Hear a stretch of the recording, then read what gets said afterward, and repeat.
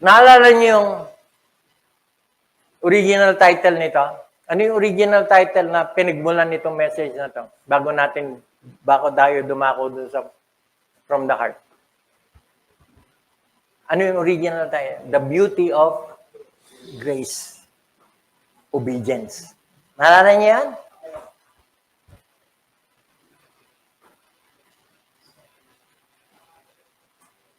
Paano natin napapatunayan talaga na umiral yung grace sa buhay natin? Kung naging masunurin tayo.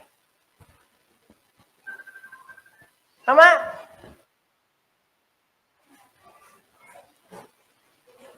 Ano sabi diyan? Moreover, brethren, we do you to wit of the grace of God bestowed upon the churches of Macedonia. The Macedonian church is a mission from Jerusalem. Tinulungan ng Jerusalem church yan. Naghihirap yung Jerusalem and yet tumulong sa Macedonia. At the same time, nung nagka-problema yung Jerusalem church, yung tinulungan ng Jerusalem ang tumulong. Hindi mayaman to Macedonia. Pero tignan niyo the beauty of God's grace.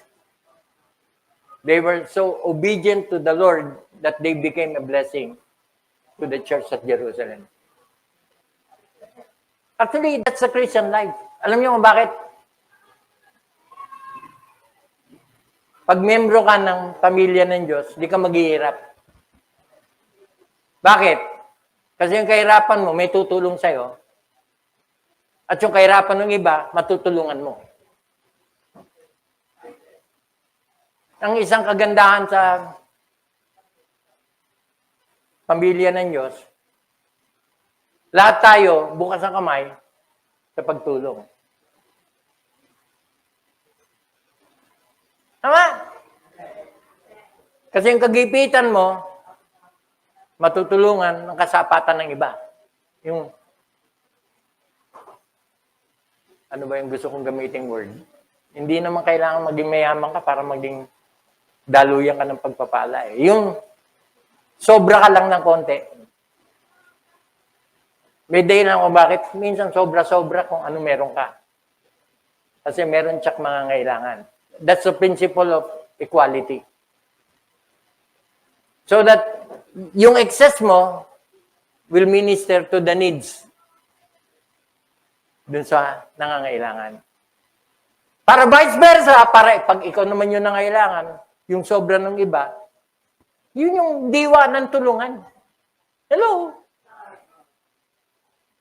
Are you following me? Yun yung napatunayan sa Macedonia. O, tignan nyo. Sunod na verse. Verse 2. How that in the great trial of affliction, the abundance of their from the heart. Hindi lang sila joyful. They are abounding. Hello? And their deep poverty. Hindi mayaman to Macedonian church. Actually, they are in deep poverty. Alam niyo kung ano ibig sabihin yan? Kung yung poor ay spelled P-O-O-R, yung deep poverty, dagdagan mo ng 10 O yung poor. P-O-O-O-O-O-R.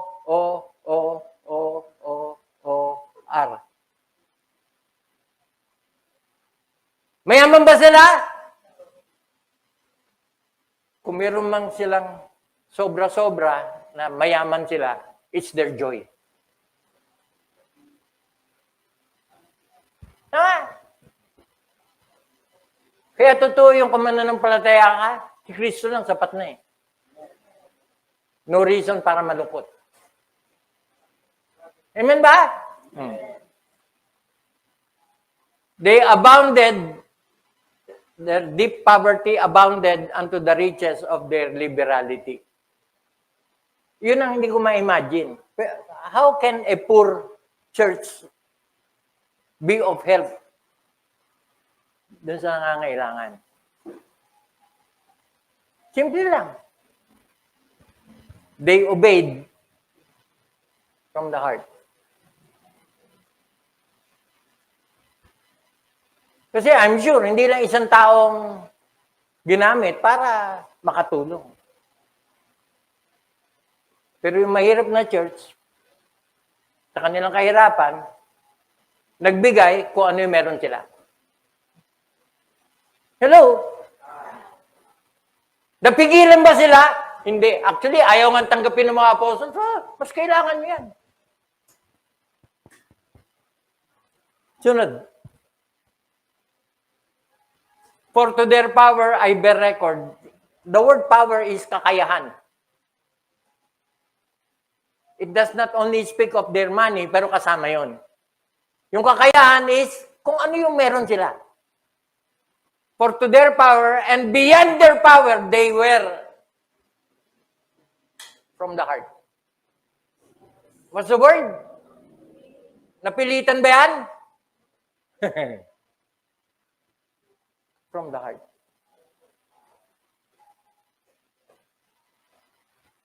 They were willing of themselves. Hindi mo kailangan puwersahin. Sa akin, mga kapatid, that's the reason kung bakit hindi ako nagpipreach about tithing. Hindi dahil sa ayoko. Pero nakapag-preach ako na minsan, 2 beses yata. Pero para ulit-ulitin ko, hindi yun yung mas kailangan ng church. Mas kailangan natin kabanalan. Pastor, marami tayong pangangailangan. Oo. Pero anong pangangailangan meron ng church na hindi tinugunan ng Lord? Hello? Are you following me? Alam niyo, ba't di nagkukulang ang church?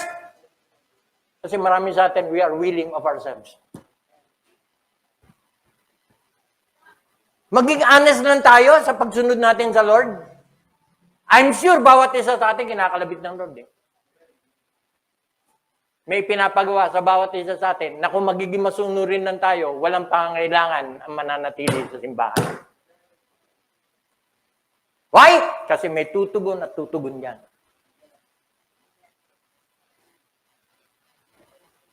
Kaya hindi natin kailangan dumami ng pagkarami-rami.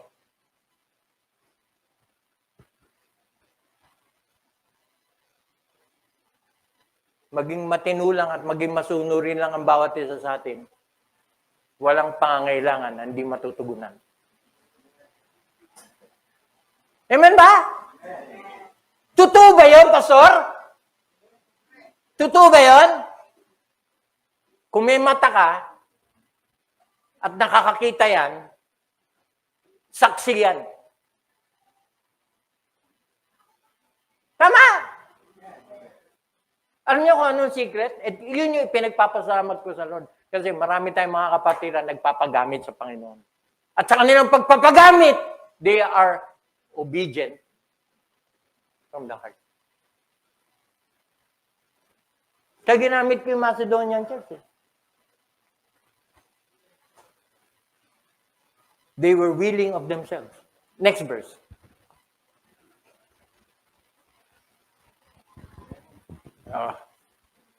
Automatic. Nung nagbibigay yung Macedonian Church, sabi ng mga apostles, wag! Tabi nyo dyan. Meron kayong pangangailangan na matutugunan yan. During that time, ang feeling ng Macedonian Church, mas kailangan ng Jerusalem Church. Sabi ng mga apostles, na tama lang naman. Huwag na, tabi nyo yan. Kasi hindi nyo alam, baka may emergency kayo. But notice, tignan nyo, because they have obeyed from the heart. Sila pa yung nakiusap. Please! May exaggerate. Nakaluhod sila, nagsasabing, tanggapin nyo na. Yun yung word na entreaty. With much entreaty, that we would receive the gift. Tanggapin lang. Buong pagsusumamo, that's the word entreaty. Hindi lang basta ibinagsak yung pera. O yan, danin nyo na yan. Hindi. Ayaw nga tanggapin ng mga apostles eh. Nakiusap pa. Please. Exaggeration yung nakaload sila. Please!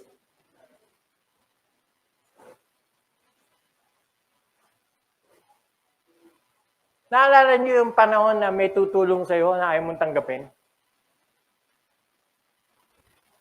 Inaabot sa kamay mo, pero yung kamay mo, sinarado mo. Pero doon mo nakita yung seriousness ng tao kasi hindi siya tumigil, tanggapin mo.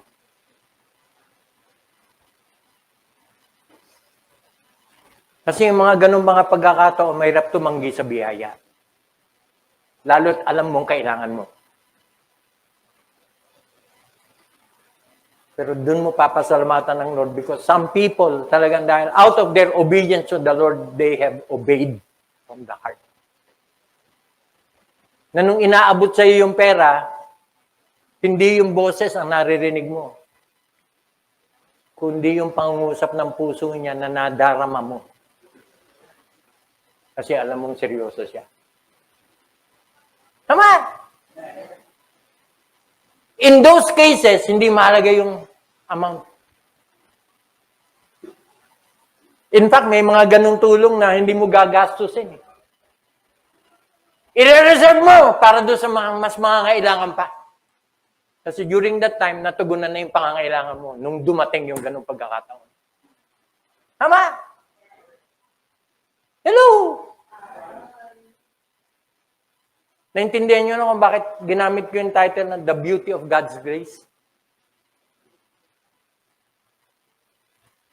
Kasi kung biyaya ng Lord ang umiral at ang kapangyarihan niya ang kumilos, walang kasing ganda yung pangyayari sa buhay natin. Nababalik-balikan mo yung pangyayari at wala kang sawang magpapasalamat sa Lord na yun ay nangyari. Tama?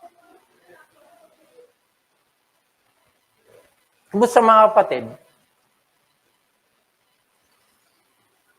Yung bang pagpunta natin sa umagang to, dito sa simbahan, is it from the heart?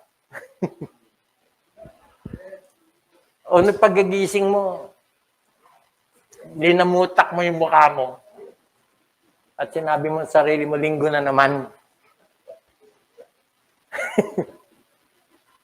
Hello?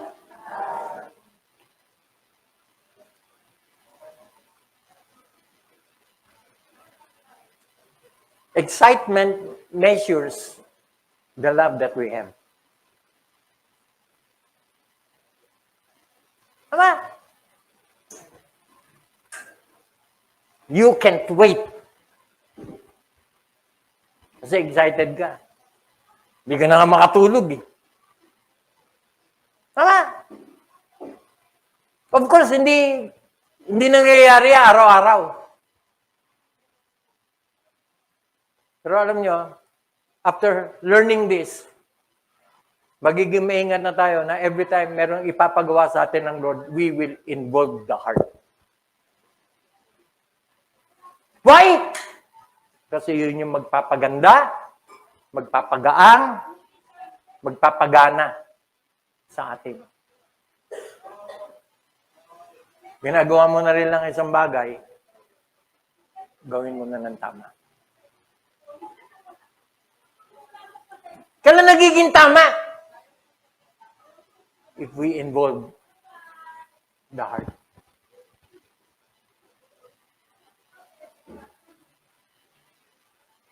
Sali ka ba? Pag-isipan ko muna, ha? Kasi kasama doon sa pag-iisip, magpe-pray ako. Kasi sasali na rin lang ako. I might as well make it worth the joining. Na talagang magagamit ako dyan. Tama? Hello? Actually, nung sumali ka, wala ka pang ginagawa, blessing ka na. Why? Kasi madadagdagan yung mga gagawa. Hello?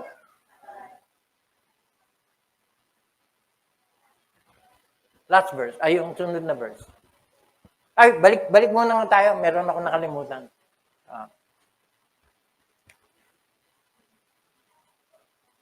Nakiusap. Natanggapin. Kasi tinanggihan eh. Ayaw! Hindi. Mas kailangan niyan. At siguro, with authority, sabi ng apostles, tabi niyan. Tutulong ang Lord, may ipapadala ang Lord. Sabi siguro ng mga taga-Macedonia, ito na eh! Sabi ng apostol, ito eksena lang Hindi nga eh! I'm exaggerating. Pero pwede ba yung nangyari yun? Pwede. Kasi pinipilit nung Macedonia, pinipilit din ng mga apostles, hindi nga eh! Ito na. Bakit nila pinipilit? Kasi tignan niyo yung diwa ng Kristyanismo. Yung diwa ng Kristyanismo is that we take upon us the fellowship of the ministering to the saints. So hindi nga ito pinag-uusapan yung halaga eh. Ang pinag-uusapan dito, yung mga kapatiran. For whatever purpose it may serve, makakatulong ito. Yun yung paniniwala ng mga Macedonian. Kahit pa paano, maiibsan ito yung pangailangan. Kaya yung mga palitan ng usapan na, pasensya na, yan lang yung nakayanan ko. At yung sagot nung tumanggap, ako, malaking bagay ito. Hello? Ano yung pinakadiwa nung palitan? Ministry of the saints. At yung palitan na yun, yun yung naging means ng fellowship. Hello? What is fellowship? Fellowship, in plain simple word, every time magkakasama ang mga magkakapatid. What is fellowship? A modern word for the word fellowship is bonding. Pag nagkakasama-sama ang mga magkakapatid, nagkakaroon ng bonding. At pagka nagkaroon tayo ng bonding, meron tayong sharing. Kaya hindi mo maiwasan yung kwentuhan. Hindi mo maiwasan yung kumustahan. Pero more than that, may nagaganap. Kasi nagkakapasahan tayo ng kasiyahan. At hindi natin maiwasan minsan na ibubulalas natin yung ating mga kabigatan. Tama?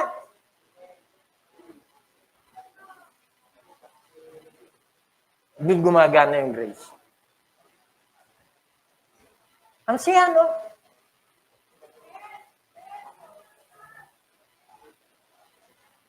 And mind you, mga kapatid, yung mga ganyang pagkakataon, mahirap maging fake. Kasi yung mga taong walang pakialam, alam mo na. Meron bang ganon? Meron.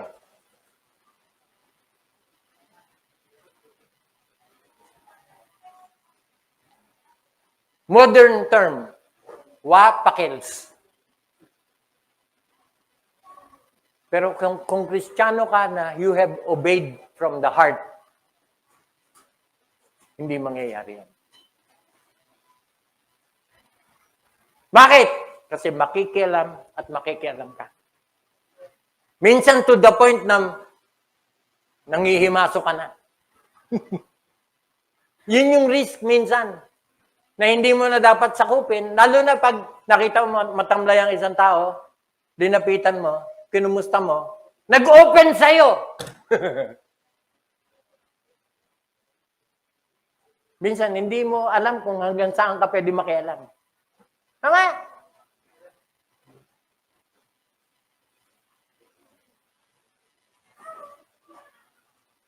At doon mo malaman na talagang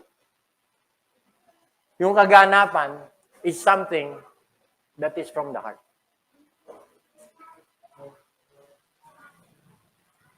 May mga ministry si Carol minsan.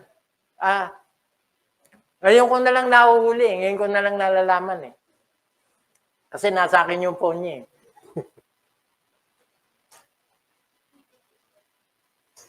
Hindi ko dapat sinasabi ito, pero ngayon ko lalo mas na-appreciate si Carol kasi ang dami niyang ministry na ginampanan sa buhay ng iba na hindi ko alam.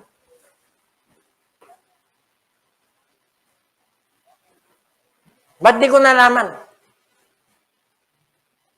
Hindi niya ipinaalam. Eh bakit? Kasi may counseling si Carol na hindi niya pwedeng sabihin sa akin. Kasi nangako siya, hindi niya sasabihin. And I respect that. Hindi naman lahat ng problema dapat kumalaman eh. Pero ganun ka-personal yung ministry na ginampanan ni Carol. Kasi isang katangian ni Carol, whenever she ministers, it is always from the heart.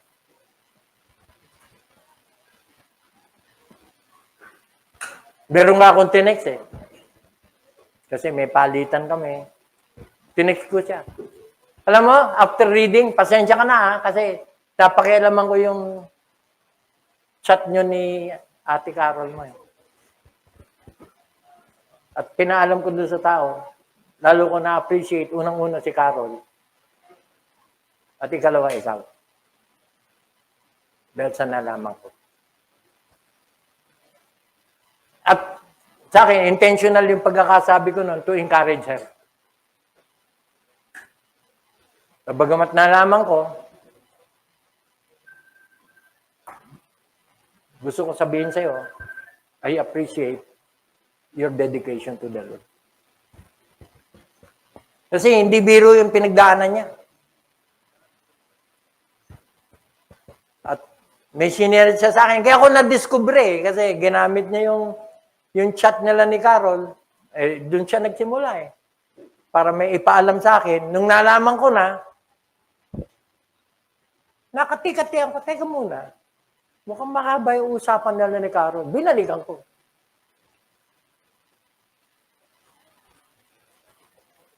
Yan yun. Hindi ka pwede makipag-fellowship lang na hindi ka makikialam. Asan yung pakikialam dyan? Yung ministering. Kasi aside from being with the people, you are doing something for the people.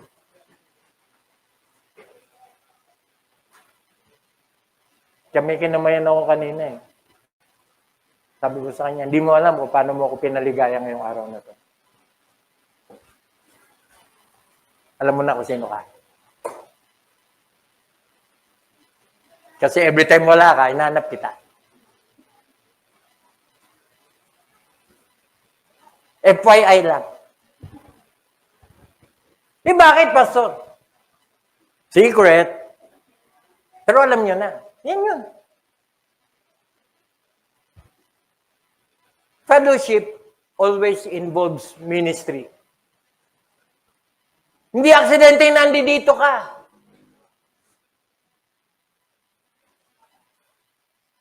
May reason kung ba't ka nandyan. Amen? Yun yung kasunod na point eh. Pero mamaya na yun. Tapusin ko muna tong excitement.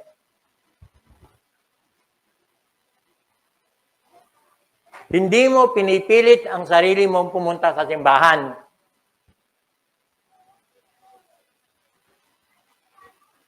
In fact, you're excited.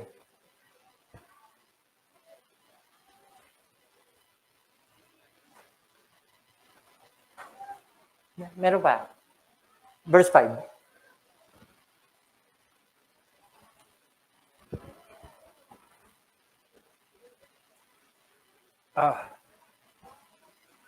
How do you know if something is from the heart? How do you know? Yeah. And this they did, not as we hope. Ito ginawa nila, hindi dahil sa inaasahan namin. Hindi nga namin inaasahan, magbibigay sila. Hindi. In fact, sa isip siguro ng mga apostles, they will be the last na magbibigay. Why? Naalala niyo yung poor? Ilang o? 10. They are so poor. At yun yung dahilan ng mga apostles, ba't ayaw nila tanggapin? Anong ginawa nila? Nakiusap. Please, tanggapin nyo na. Why? Because it is from the heart. Alam niyo, isang proof na ang Panginoon ang gumagawa sa buhay nila? Kasi kinausap sila.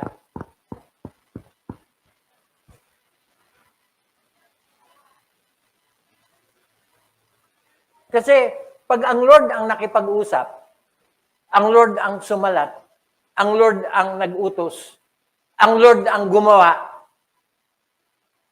kapatid, kung talagang mahal mo ang Lord, di mo matatanggihan ang Lord. Bumabalik ka sa A. Hello? Kakikilusin ka ba? Yes. Mararamdaman mo. Kaya hindi mo maiiwasan yung ikatlo, yung letter I. May involve ka. Yan. Balik din sa verse. Not that as we hope for, but first they gave their own selves to the Lord and unto us by the will of God. Naalala niyo yung kanina, Romans chapter 6? Yung yield. Yan.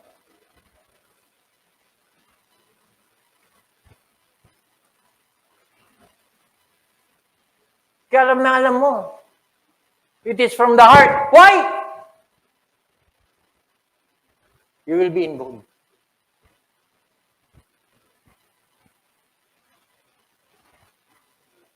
Minsan, hindi mo maipaliwanag, bakit ba gusto ko sumali sa kanila? Teka nga, bakit ba? Palagi na lang ako nandito.